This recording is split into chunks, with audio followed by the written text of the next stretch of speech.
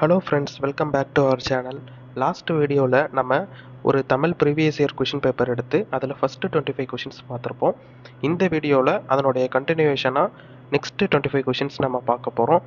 So டிஎன்பிஎஸ்சியோடைய updated syllabus படி நமக்கு previous இயரில் நடந்த கொஷின் பேப்பர்ஸ் வந்து நம்ம பார்த்துட்ருக்கோம்.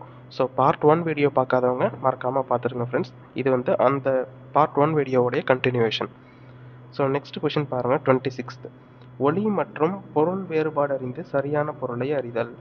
வெறுக்கமழ் கழனியுள் உழுனர் வெள்ளமே இவ்வடி உணர்த்தும் பொருள் கேட்குறாங்க நம்மக்கிட்ட. ஸோ என்ன சொல்கிறாங்க அப்படின்னா, ஒளி சவுண்டு மற்றும் பொருள் இதனோட மீனிங். ஸோ இந்த சென்டென்ஸ் கொடுத்துட்டாங்க. இந்த சென்டென்ஸில் இதனுடைய ஒளி மற்றும் பொருள் வேறுபாடு அறிந்து நம்மக்கிட்ட ஆன்சர் கேட்குறாங்க. ஸோ பாருங்கள், ஆப்ஷன் ஏ தான் ஆன்சர். மனம் கமழும் வயலில் உழவர் வெள்ளமாய் நிறைந்திருந்தனர். மனம், இந்த மனம் அப்படின்னா நறுமணம் அப்படின்னு அர்த்தம். ஸோ நறுமணம் கமழும் வயலில் உழவர் வெள்ளமாய் நிறைந்திருந்தனர். வெறி கமல் அப்படின்னா மனம் கமழும். கழனி அப்படின்னா நமக்கு தெரியும் வயல்.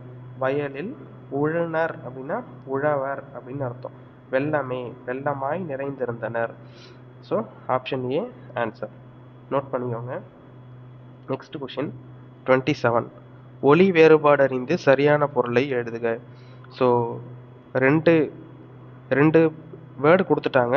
நம்ம அந்த ரெண்டு வேர்டுக்கும் டிஃப்ரெண்ட் மீனிங்ஸ் இருக்கும். ஸோ அதை தான் நம்மக்கிட்ட கேட்குறாங்க. இந்த கூரை அப்படின்னா என்ன அர்த்தம்னா வீட்டின் கூரை. இந்த கூரை அப்படின்னா நம்ம மேரேஜ்லலாம் கட்டுவாங்க இல்லையா புடவை, கூரை புடவை அப்படின்னு சொல்லி. ஸோ இது வந்து வீட்டின் கூரை ஃபர்ஸ்ட் ஒன்று. செகண்ட் ஒன்று வந்து கூரை புடவை.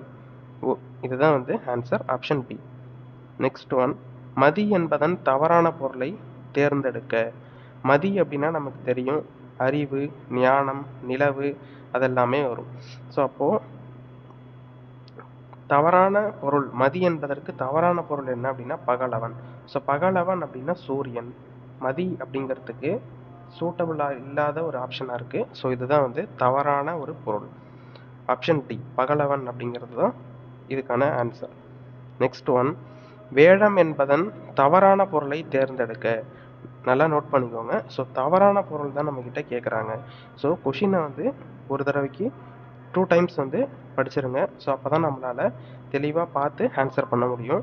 ஸோ எக்ஸாமில் மிஸ்டேக் பண்ணிட்டோம் அப்படின்னா அப்புறம் தப்பாயிடும். வேழம் அப்படின்னா சிங்கம் அப்படின்னு அர்த்தம். ஆப்ஷன் சி சிங்கம். பிடி, களிறு, பெண் யானை இதெல்லாம் வந்து வராது. ஸோ வேழம் பிடி, களிறு, பெண் யானை அப்படிங்கிறது தான் இந்த வேழம் அப்படிங்கிறதுக்கான பொருள். ஆனால் இதுக்கான தவறான பொருள் என்ன அப்படின்னா சிங்கம் அப்படிங்கிறது. ஸோ ஆப்ஷன் சி நோட் பண்ணிக்கோங்க. நெக்ஸ்ட் ஒன், வேர் சொல்லை தேர்வு செய்க. வேர்ச்சொல் வந்து எப்பொழுதுமே ஃபஸ்ட்டு வேர்ச்சொல் அப்படின்னா நம்ம என்னன்னு தெரிஞ்சுக்கணும். வேர்ச்சொல் அப்படிங்கிறது கட்டளை சொல்லாகவே இருக்கும். ஸோ நமக்கு எக்ஸாமில் கொடுத்துருக்கக்கூடிய 4 ஆப்ஷனில் எது ஆர்டர் போடுற மாதிரி இருக்கோ அதுதான் வேர்ச்சொல்.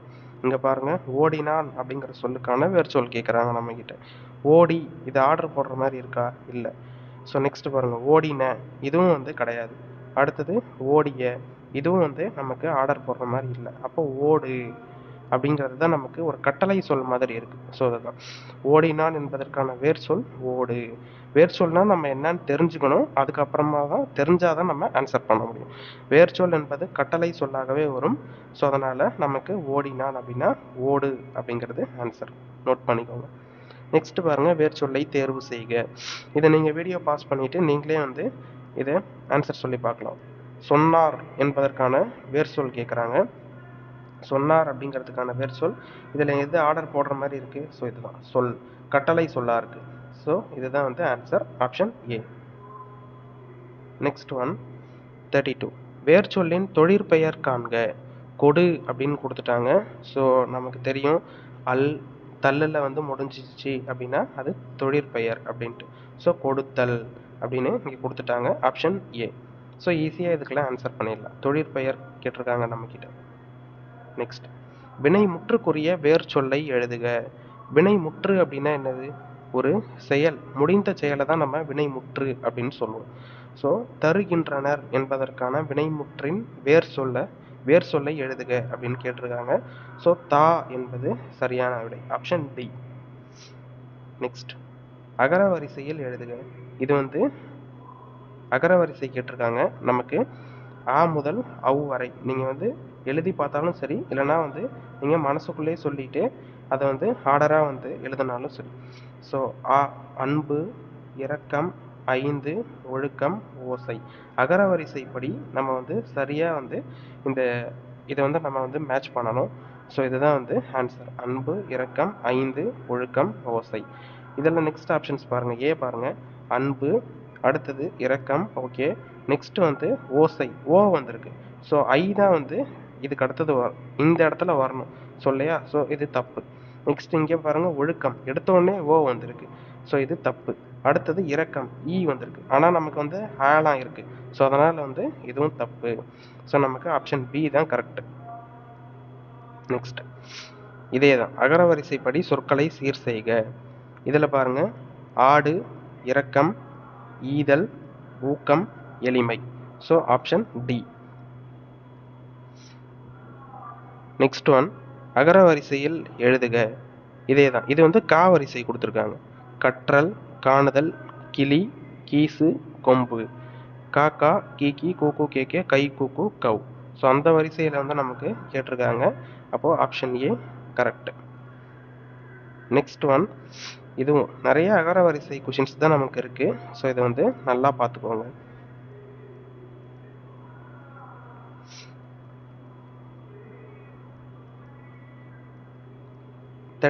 பாருங்க.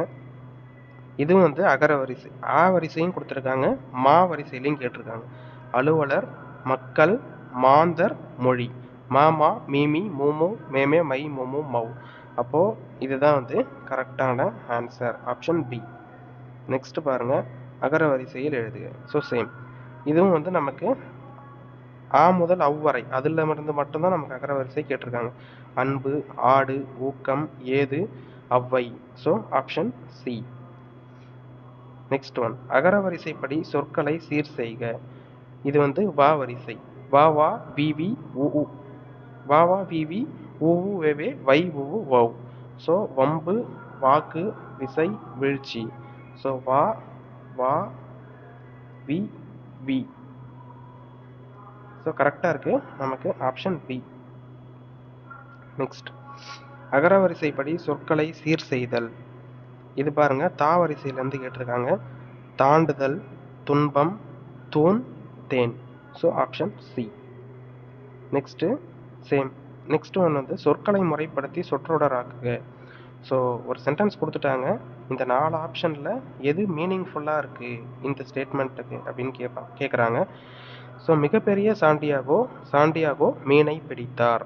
ஸோ இதை வந்து நம்ம மீனிங்ஃபுல்லாக இதில் வந்து எது இருக்குது அப்படின்றத பார்த்து சூஸ் பண்ணி ஆன்சர் கேட்குறாங்க நம்மக்கிட்ட. ஸோ சாண்டியாகோ மிகப்பெரிய மீனை பிடித்தார். ஆப்ஷன் ஏ தான் ஆன்சர். ஸோ நெக்ஸ்ட்லாம் படித்து பாருங்கள். மீனை பிடித்தார் மிகப்பெரிய சாண்டியாகோ வராது, இது மீனிங்ஃபுல்லாக இல்லை. சாண்டியாகோ பிடித்தார் மீனை மிகப்பெரிய, இதுவும் வராது.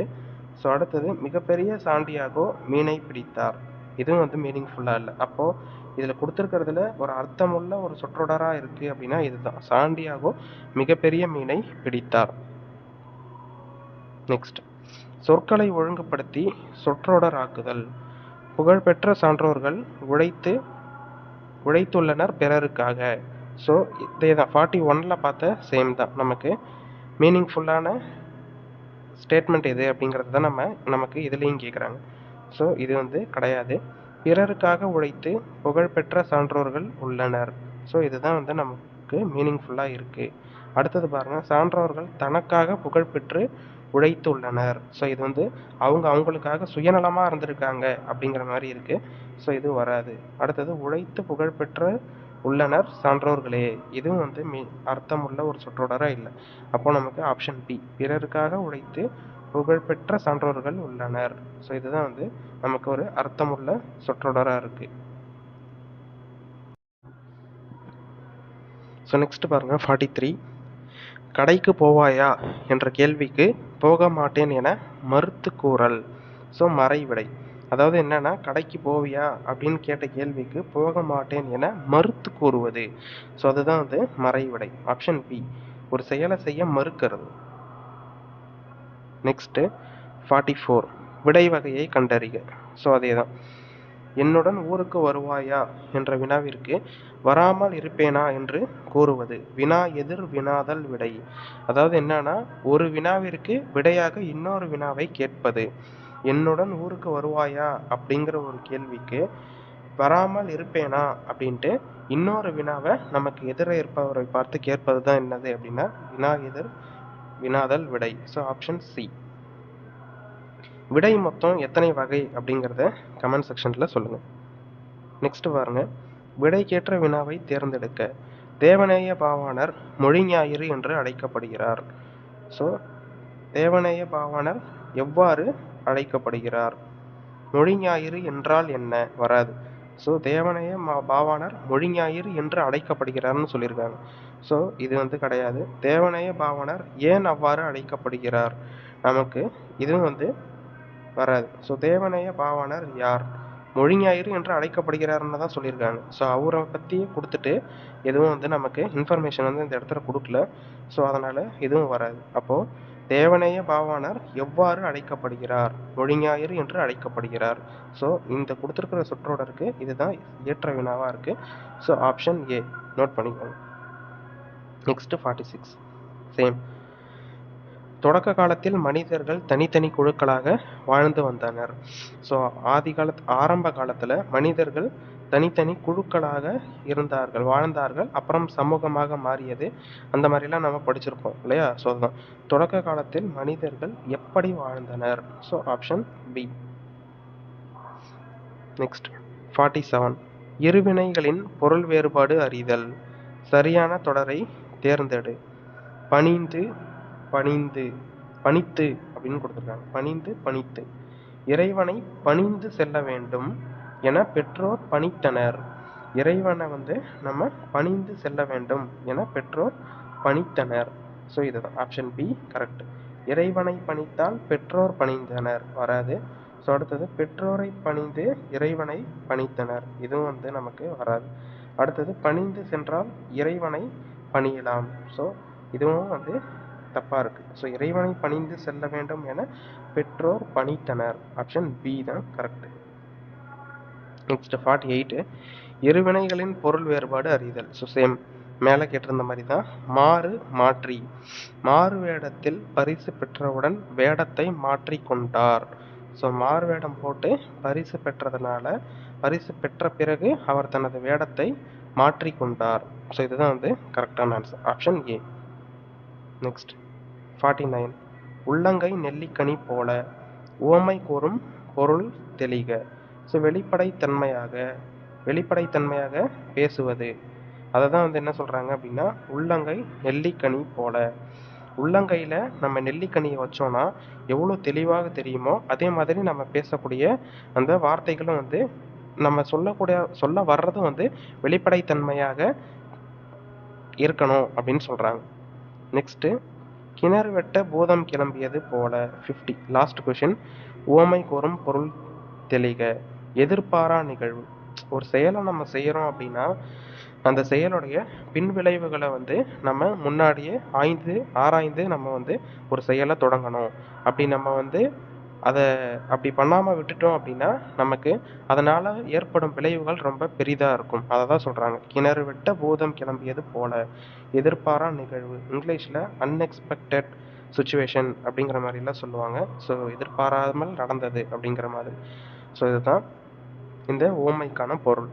ஸோ இன்றைக்கி நம்ம 50 கொஷின்ஸ் பார்த்துட்டோம் ஃப்ரெண்ட்ஸ். நம்ம நெக்ஸ்ட் வீடியோவில் பார்ட் 3ல் அடுத்த 25 பார்க்கலாம். ஸோ இந்த வீடியோ பிடிச்சிருந்ததுன்னா மறக்காமல் கமெண்ட் பண்ணுங்கள். ஸோ டவுட்ஸ் இருந்ததுன்னா கேளுங்க, ஷேர் பண்ணுங்கள் ஃப்ரெண்ட்ஸ். ஸோ நெக்ஸ்ட் வீடியோவில் நம்ம பார்க்கலாம். தேங்க்யூ.